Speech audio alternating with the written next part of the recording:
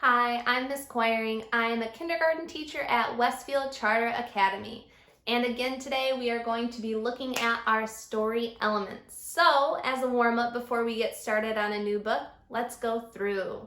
Today I'm going to ask you what each letter stands for and see if you know it. So we'll start with S. S stands for, you got it, setting. T. T stands for, yep, talking characters. O. O stands for, yep, oops, a problem. Remember R we don't have to do. And Y. What does Y stand for? You got it, Y stands for yes, a solution. We are going to be filling out our S, T, O, and Y today as we read a new book. The book we are going to be reading is called The Smallest Girl in the Smallest Grade. So it's written by Justin Roberts and illustrated by Christian Robinson. So today as we read The Smallest Girl in the Smallest Grade, there is one special word that I want to tell you about. That word is integrity. I'm going to say it then you. Integrity. Good. So integrity is actually one of our moral focus words, but we didn't get to learn it properly in school this year.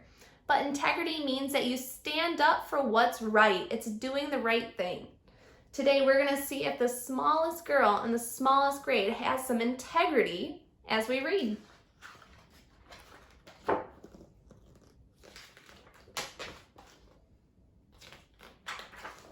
The Smallest Girl in the Smallest Grade, written by Justin Roberts and illustrated by Christian Robinson.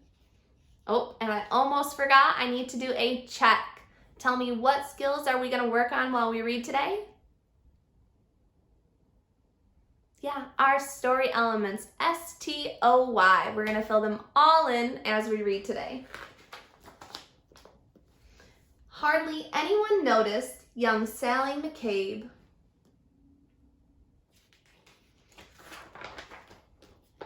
She was the smallest girl in the second grade. So, like usual, I'll start us off. I'm going to start us with our S, our setting. I need to think about where and when our story is happening. So, by looking at the pictures, I'm noticing it looks like they're in school, and it told me that she's the smallest girl in class. So, I'm going to say our setting is at Sally's school, and I know we go to school during the day, so I went ahead and I said my time is during the day. Sure, her name could be heard in the daily roll call, and she marched with her books down the same school hall, but hardly anyone noticed young Sally McCabe, and they certainly didn't know, or at least they didn't mention, that Sally was paying super extra special attention. To the abandoned kite with the tangled string, to the 27 keys on the janitor's rein, to the leaves as they burned green to gold in the fall, to the time Tommy Torino was tripped in the hall.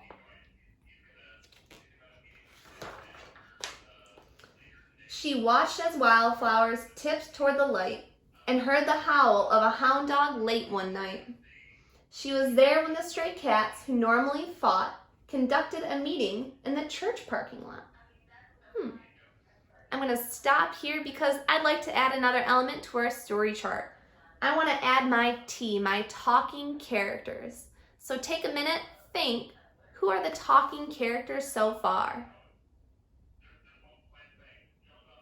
Yeah, this one's a little bit trickier.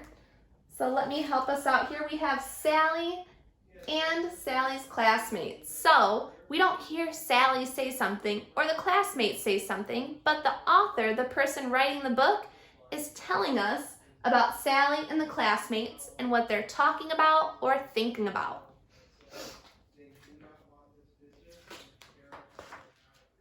She saw Kevin McQuinn get pushed off a slide and the oncoming tears that he wanted to hide.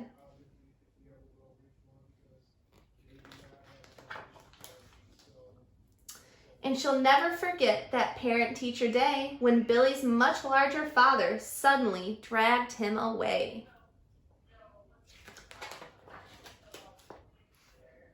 But though all the mean words and all the cold stares, no one even noticed that Sally was there. And they certainly didn't know, or at least didn't mention, that Sally was paying super extra special attention. Now, I've been kind of hearing about a problem, something that doesn't seem right now. Have you been seeing through the last few pages a problem? Yeah, me too. What problem are you seeing?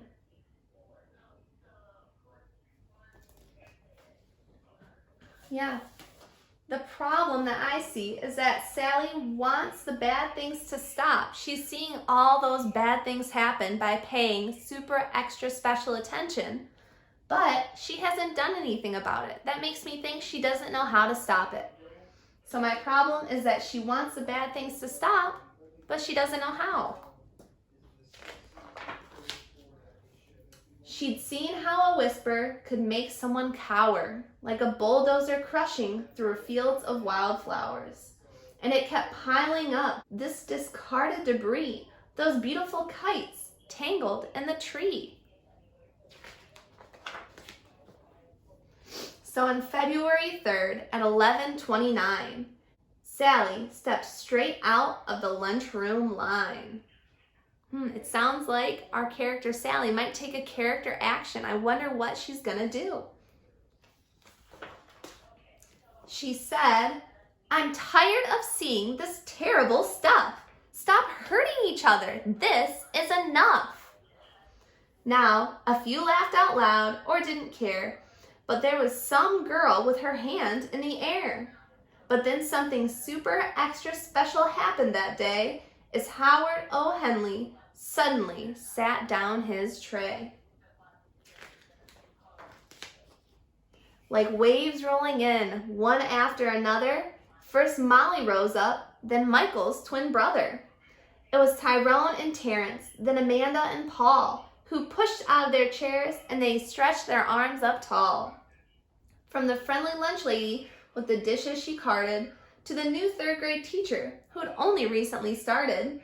Yes, everyone there, even Principal Claire, had joined little Sally with their fingers in the air. Now, I know that our Y stands for yes, a solution. I just had a feeling like yes. So I'm wondering, what was the solution to Sally's problem about those bad things that kept happening? How did Sally fix that problem?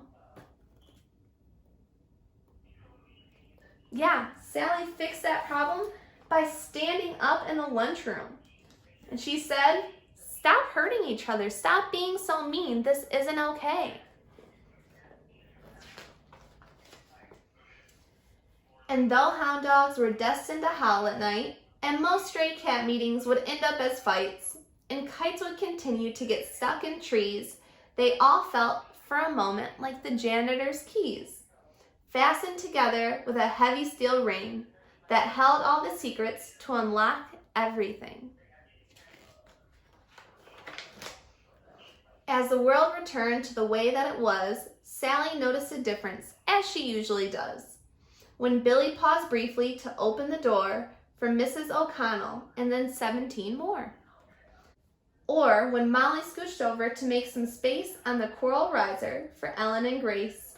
These moments that often got taken for granted, a wildflower appearing that no one had planted.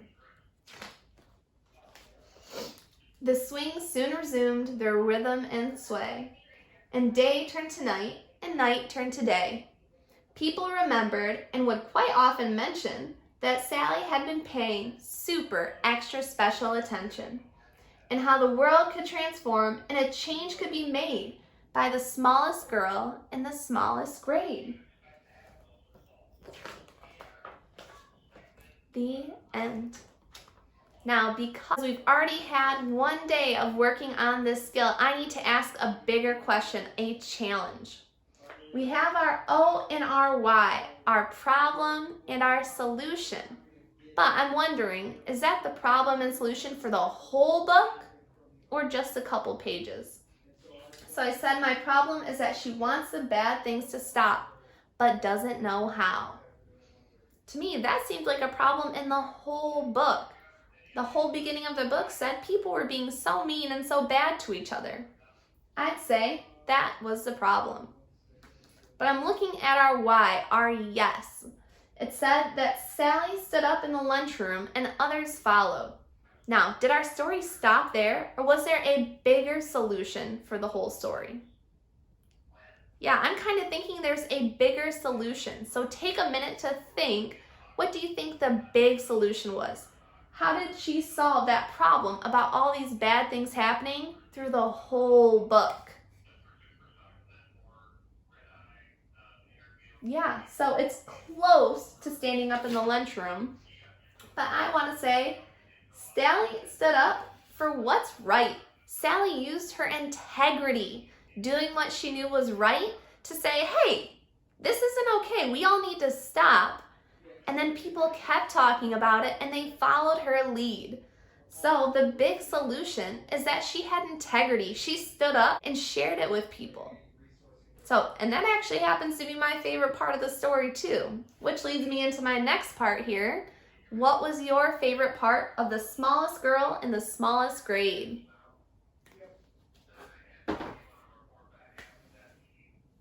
Awesome. Thank you for taking some time to share that with me. We have one more book to read this week, so I will see you next time. Goodbye.